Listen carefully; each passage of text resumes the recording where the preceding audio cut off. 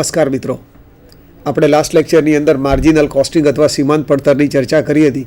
એની અંદર સીમાંત પડતર કોને કહેવાય, ત્યાર પછી પડતરની અંદર જે આપણે ખર્ચને ધ્યાનમાં લઈએ છીએ એ ખર્ચને આપણે બે ભાગમાં વહેંચ્યા હતા, ચલિત ખર્ચ અને સ્થિર ખર્ચ. ચલિત ખર્ચ અને સ્થિર ખર્ચ બંનેની આપણે વ્યાખ્યા જોઈ હતી. એના આધારે આપણે નક્કી કર્યું હતું એક ઉદાહરણ સાથે કે વર્તમાન સપાટીએ જ્યારે આપણે ઉત્પાદન કરી રહ્યા છીએ એમાં જો એક એકમનો વધારો કરીએ ઉત્પાદનમાં તો આપણા કુલ ખર્ચની અંદર અથવા કુલ પડતરની અંદર વધારો થાય છે, પણ વધારાનું એક એકમ બનાવવાથી આપણી કુલ પડતરમાં જે વધારો થાય છે જેને આપણે સીમાંત પડતર કહીએ છીએ, એક વધારો એ આપણા એકમ દીઠ ચલિત ખર્ચ બરોબર હોય છે. અથવા એનાથી રિવર્સ સમજીએ તો જો આપણે વર્તમાન સપાટી કરતાં એક એકમનું ઉત્પાદન ઓછું કરીએ તો આપણી કુલ પડતરની અંદર જે ઘટાડો થાય છે અગેઇન એ આપણા એક એકમના ચલિત ખર્ચ જેટલો હોય છે. એટલે અહીંયા મહત્ત્વનું એ છે કે જેમ આપણે વધુ એકમોનું ઉત્પાદન કરતા જઈએ તેમ એકમ દીઠ ચલિત ખર્ચ બદલાવાનો નથી, પરંતુ સ્થિર ખર્ચ વધુ એકમો વચ્ચે વહેંચાય તો દરેક એકમના ભાગે આવતો સ્થિર ખર્ચ ઘટે. આમ થવાના કારણે આપણી એકમ દીઠ પડતર ઘટે અને આપણને નફો થવાની શક્યતા વધતી જાય. આ એક આખું મિકેનિઝમ છે અને એ માટે જ આ ચેપ્ટર સમજવું આપણા માટે મહત્ત્વનું છે. ઝડપથી આપણે લાસ્ટ લેક્ચરની સ્લાઇડ્સ જોઈએ અને પછી આપણે આજે જ્યાંથી અટક્યા હતા લાસ્ટ લેક્ચરમાં ત્યાંથી આપણે આગળ જઈશું. સીમાંત પડતર, વધારાના એક એકમનું ઉત્પાદન કરવાથી કુલ પડતરમાં થતો વધારો એટલે સીમાંત પડતર. અને આપણે જોઈ ગયા કે એક એકમનું ઉત્પાદન વધારવાથી જે કુલ પડતરમાં વધારો થાય એ એકમ દીઠ ચલિત ખર્ચ જેટલો જ હોય. ચલિત ખર્ચ કોને કહેવાય? જે કુલ ખર્ચને ઉત્પાદિત એકમો સાથે સીધો સંબંધ છે પરંતુ એકમ દીઠ ખર્ચ બદલાતો નથી. પણ સ્થિર ખર્ચ કોને કહેવાય? જે કુલ ખર્ચને ઉત્પાદિત એકમો સાથે કોઈ સંબંધ નથી પરંતુ એકમ દીઠ ખર્ચને ઉત્પાદિત એકમો સાથે વ્યસ્ત અથવા રિવર્સ રિલેશન છે. એટલે કે કુલ ઉત્પાદન વધે અથવા ઉત્પાદિત એકમોની સંખ્યા વધે તો દરેક એકમના ભાગે આવતો સ્થિર ખર્ચ ઘટે, અથવા કુલ ઉત્પાદિત એકમોની સંખ્યામાં ઘટાડો થાય તો દરેક એકમના ભાગે આવતા સ્થિર ખર્ચની અંદર વધારો થાય. એ પછીની ત્રીજી સ્લાઇડ આપણી સમતૂર બિંદુ કોને કહેવાય? ઉત્પાદન અને વેચાણની એવી સપાટી કે જ્યાં ઉત્પાદનની કુલ પડતર અને વેચાણની આવક સરખી થાય અથવા નહીં નફો નહીં નુકસાનની સ્થિતિ આપણે પ્રાપ્ત કરી શકીએ. એ પછી આપણે એ પણ જોયું હતું કે આપણે ગણતરી સમતૂર બિંદુની કેવી રીતે કરી શકીએ, અથવા અમુક રૂપિયા નફો મેળવવો હોય તો આપણે કેટલા એકમોનું અથવા કેટલા રૂપિયાનું વેચાણ કરવું જરૂરી છે એ પણ આપણે શીખ્યા હતા. અગેન એમાં આપણે બે વિગતો જોઈ હતી કે જો આપણને એકમ દીઠ માહિતીઓ આપી હોય તો ગણતરી 3 જ સ્ટેપમાં થાય, પણ જો આપણને એકમ દીઠ માહિતી આપવાના બદલે કુલ રકમો આપી હોય તો એક વધારાનું સ્ટેપ ઉમેરવામાં આવશે અને એ છે આપણો નફા જથ્થાનો ગુણોત્તર અથવા વેચાણ પર ફાળાની ટકાવારી. શરૂઆત કરીએ. જો આપણને એકમ દીઠ માહિતી એક્ઝામ્પલની અંદર આપી હોય એટલે કે એકમ દીઠ વેચાણ કિંમત અને એકમ દીઠ ચલિત ખર્ચની માહિતી એક્ઝામ્પલમાં હોય તો સમતૂર બિંદુ શોધવા માટેનું આપણું પહેલું સ્ટેપ એકમ દીઠ વેચાણ કિંમત, એમાંથી આપણે એકમ દીઠ ચલિત ખર્ચ બાદ કરીએ તો આપણને મળે સ્થિર ખર્ચની વસૂલાત માટે દરેક એકમે આપેલો ફાળો, જેને કહેવાય એકમ દીઠ ફાળો. અને આપણું બીજું સ્ટેપ બને સમતૂર બિંદુ બરોબર અથવા નહીં નફો નહીં નુકસાનની સ્થિતિએ પહોંચવા માટેના જરૂરી એકમોની સંખ્યા બરોબર સ્થિર ખર્ચાઓ ભાગ્યા દરેક એકમનો ફાળો અથવા એકમ દીઠ ફાળો. અગેઇન અહીંયા જે સમતૂર બિંદુ જવાબ રૂપે આપણને મળશે એ એકમોની સંખ્યા હશે અથવા એકમોમાં હશે. ક્યારેક એવું બને કે તમને આ રીતે એકમ દીઠ વિગતો આપી હોય અને સમતૂર બિંદુ એકમો અને રૂપિયાની અંદર પણ શોધવાનું કહ્યું હોય તો આ રીતે ગણતરી કરીને આપણે સમતૂર બિંદુ એકમોમાં શોધીએ અને એ એકમોને એકમ દીઠ વેચાણ કિંમત વડે ગુણીએ તો આપણને સમતૂર બિંદુ આ જ માહિતી ઉપરથી રૂપિયામાં પ્રાપ્ત થશે. અને ત્રીજું સ્ટેપ જે છે જેને આપણે કહીએ છીએ નફા સહિતની ગણતરી કરવા માટેના જરૂરી એકમોની માહિતી, જેને આપણે કહીશું નવું સમતૂર બિંદુ. સૂત્ર બનશે એનું સ્થિર ખર્ચાઓ વત્તા આપણે જેટલો નફો મેળવવાની અપેક્ષા હોય જેને આપણે કહીએ છીએ અપેક્ષિત નફો એ ઉમેરાય, અને જો અપેક્ષિત ખોટ હોય તો એ એમાંથી બાદ જાય અને ભાગ્યા એને એકમ દીઠ ફાળો કરીએ તો અગેઇન આપણને નવું સમતૂર બિંદુ એકમોમાં મળે. અગેઇન આ સમતૂર બિંદુ જો આપણી પાસે અથવા નવું સમતૂર બિંદુ આપણને રૂપિયામાં માંગ્યું હોય તો આ રીતે મળેલા એકમો ગુણ્યા એકમ દીઠ વેચાણ કિંમત કરીએ તો આપણને નવું સમતૂર બિંદુ અથવા અમુક નફો મેળવવા માટે જરૂરી કેટલા એકમોનું વેચાણ છે એ માહિતી આપણને એકમોમાં પણ મળે, અને જો એકમ દીઠ વેચાણ કિંમત વડે એને આપણે ગુણીએ તો એ જ માહિતી આપણને રૂપિયામાં મળે. આ ઉપરાંત આપણે બીજું સ્ટેપ જોયું હતું કે જેની અંદર આપણને એકમ દીઠ વિગતો આપવાના બદલે આપણને કુલ રકમો આપી હોય એટલે કે એકમ દીઠ વેચાણ કિંમત અથવા એકમ દીઠ ચલિત ખર્ચના બદલે આપણને કુલ વેચાણ અને કુલ ચલિત ખર્ચાઓ આપ્યા હોય તો ગણતરી કેવી રીતે કરવાની? તો સ્ટેપ પહેલું એનું એ જ છે, કુલ વેચાણમાંથી કુલ ચલિત ખર્ચાઓ બાદ કરીએ તો કુલ ફાળો મળે. પણ બીજું સ્ટેપ જે છે એ મહત્વનું છે, જેને આપણે કહીએ છીએ નફા જથ્થાનો ગુણોત્તર. નફા જથ્થાનો ગુણોત્તર એ બીજું કંઈ જ નથી પણ વેચાણ પર ફાળાની ટકાવારી છે. એટલે લાસ્ટ લેક્ચરમાં આપણે આનું સૂત્ર બનાવવા માટેનું પદ પણ સમજ્યા હતા અને એના ઉપરથી આપણે સૂત્ર તૈયાર કર્યું હતું, ફાળો ભાગ્યા વેચાણ ગુણ્યા 100. પણ અહીંયા જે જવાબ છે એ ગુણોત્તર ટકાવારીની અંદર આવશે અને એકાઉન્ટન્સીમાં આપણે ટકાવારી સંજ્ઞાથી રજૂ કરીએ છીએ. પણ એ પછીનું સ્ટેપ જે એનામાં આપણે મેથેમેટિક્સનો ઉપયોગ કરીએ છીએ ત્યાં મેથેમેટિક્સના નિયમ પ્રમાણે આ ટકાવારીનો ઉપયોગ કરવામાં આવશે. થર્ડ સ્ટેપ આપણું બનશે સમતુટ બિંદુ બરોબર સ્થિર ખર્ચાઓ છેદમાં અથવા ભાગાકારની અંદર નફા જથ્થાનો ગુણોત્તર. પણ છેદના છેદમાં 100 છે માટે એને ગુણાકારમાં લઈ જઈએ એટલે ગુણ્યા 100. પણ અહીંયા જે જવાબ સમતુટ બિંદુ સ્વરૂપે તમને મળશે એ રૂપિયામાં મળશે, કારણ કે આપણે જે રકમોનો ઉપયોગ કર્યો છે એ કુલ વેચાણ રૂપિયાની અંદર લીધું છે, કુલ ચલિત ખર્ચાઓ રૂપિયામાં લીધા છે. તો સમતુટ બિંદુ પણ આપણને જે મળશે એ રૂપિયામાં મળશે. આનાથી ચોથું સ્ટેપ, જો આપણને અમુક રૂપિયા નફો મેળવવો હોય તો કેટલા રૂપિયાનું વેચાણ કરવું જરૂરી છે એવો પ્રશ્ન પૂછ્યો હોય તો આપણે એના માટે શબ્દ પ્રયોગ વાપરીશું, નવું સમતુટ બિંદુ, અને સૂત્ર બનશે સ્થિર ખર્ચાઓ વત્તા અપેક્ષિત નફો અથવા અપેક્ષિત ખોટ, એમાંથી બાદ કરીશું, ભાગ્યા નફા જથ્થાનો ગુણોત્તર ગુણ્યા 100. તો અગેન આપણને અમુક રૂપિયા નફો મેળવવા માટે કેટલા રૂપિયાનું વેચાણ જરૂરી છે એ આંકડો આપણને નવા સમતુટ બિંદુના જવાબ સ્વરૂપે આપણને મળશે. એ પછીનું સ્ટેપ છે આપણું તમારા સ્ક્રીન પર, જ્યાંથી આપણે લાસ્ટ લેક્ચરમાં અટક્યા હતા. ચાવીરૂપ પરિબળ, જેને અંગ્રેજીમાં કી ફેક્ટર કહેવાય છે, એ કોને કહેવાય? હવે એને સમજવું કેવી રીતે? તો એક જ પ્રકારનો કાચો માલ અથવા મજૂર અથવા લેબર ફોર્સ એ એક જ ક્વોલિટીના હોય, એને વાપરીને આપણે એક કરતાં વધુ પ્રકારની અલગ અલગ વસ્તુઓનું ઉત્પાદન કરી શકતા હોઈએ. પણ દરેક વસ્તુમાંથી મળતો આપણો ફાળો અથવા દરેક વસ્તુમાંથી મળતો આપણો નફો અલગ અલગ હોય. તો આપણે આપણી વિવેક બુદ્ધિ વાપરીને જે વસ્તુની અંદર આપણને વધુમાં વધુ ફાળો અથવા વધુમાં વધુ નફો મળતો હોય એ વસ્તુના ઉત્પાદનમાં સૌથી પહેલાં આપણે ઉપલબ્ધ કાચો માલ અથવા ઉપલબ્ધ લેબર ફોર્સનો ઉપયોગ કરવો જોઈએ કે જેથી આપણે મહત્તમ નફાની સપાટી સુધી પહોંચી શકીએ.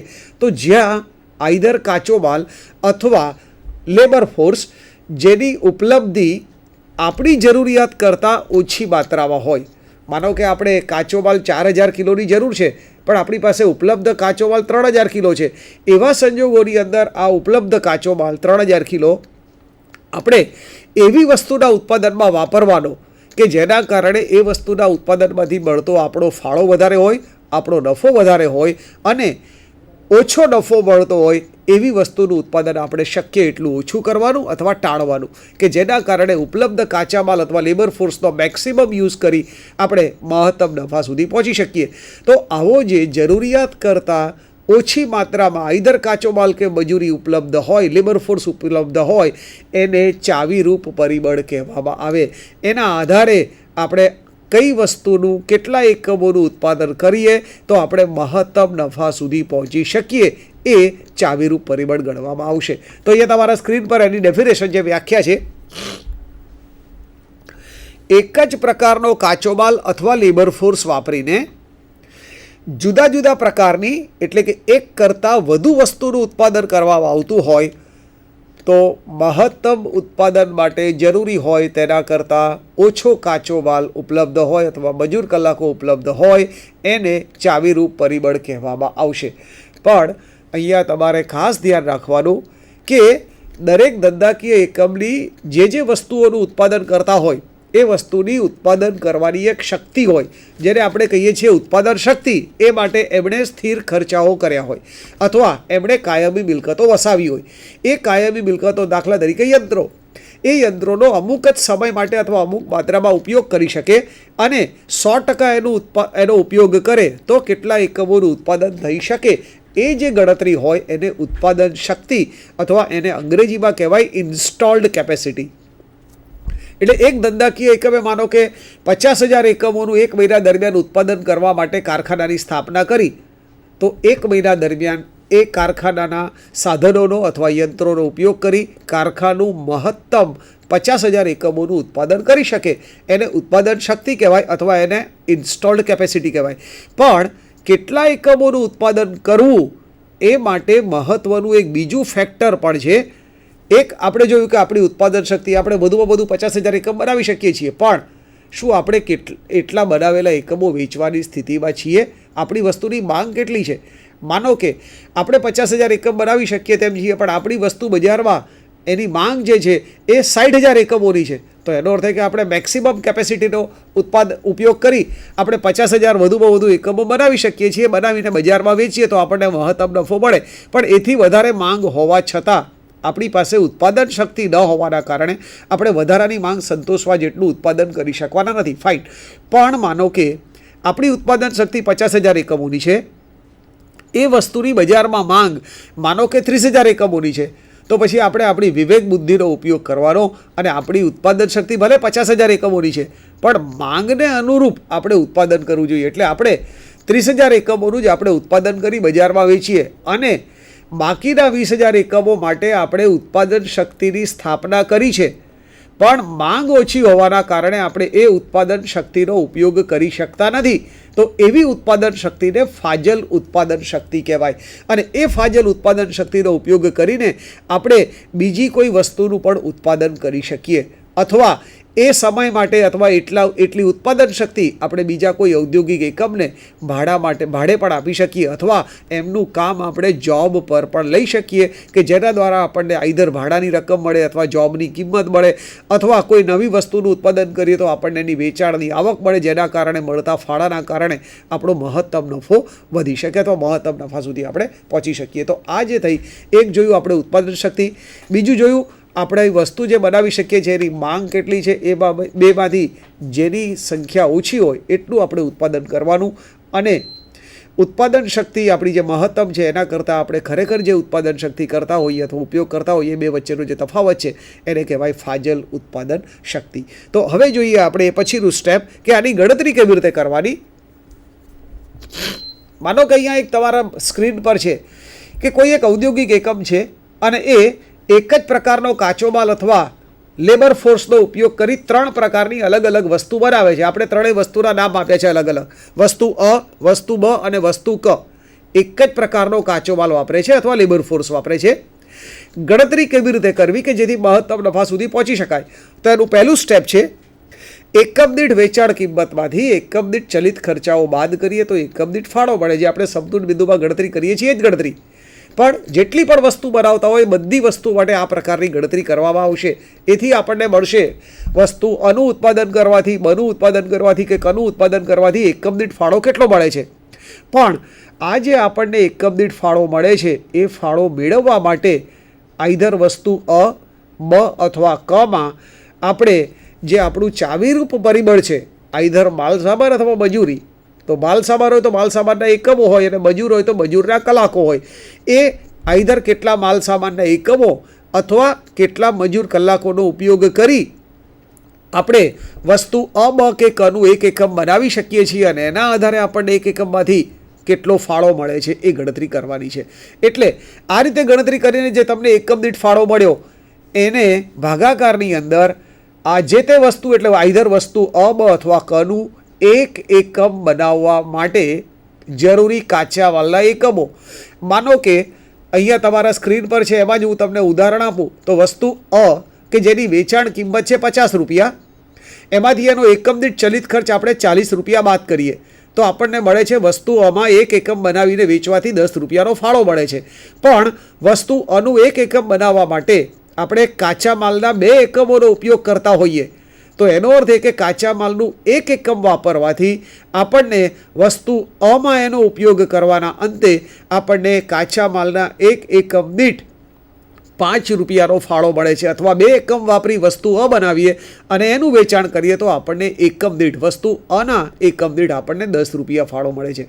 અહીંયા ચાવીરૂપ પરિબળના આધારે ફાળો શોધવાનો છે, માટે એકમ દીઠ ફાળો ભાગ્યા ચાવીરૂપ પરિબળ એટલે કે વસ્તુ અ, બ અથવા કનું એક એકમ બનાવવા માટે, તૈયાર માલનું એક એકમ બનાવવા માટે ચાવીરૂપ પરિબળના કેટલા એકમો, માલસામાનના એકમો અથવા મજૂરીના કલાકો કેટલા વાપરવા પડે એના વડે આપણે ભાગીએ તો ચાવીરૂપ પરિબળના એકમ દીઠ એટલે કે માલસામાનના એક એકમ દીઠ અથવા મજૂરના એક કલાક દીઠ આપણને ત્રણેય વસ્તુ બનાવતા હોઈએ અથવા જેટલી પણ વસ્તુ બનાવતા હોઈએ એ વસ્તુમાંથી આપણને ચાવીરૂપ પરિબળના એકમ દીઠ એટલે કે માલ સામાનના એકમ દીઠ અથવા મજૂર કલાક દીઠ આપણને કેટલો ફાળો મળે છે એની માહિતી આપણને મળે.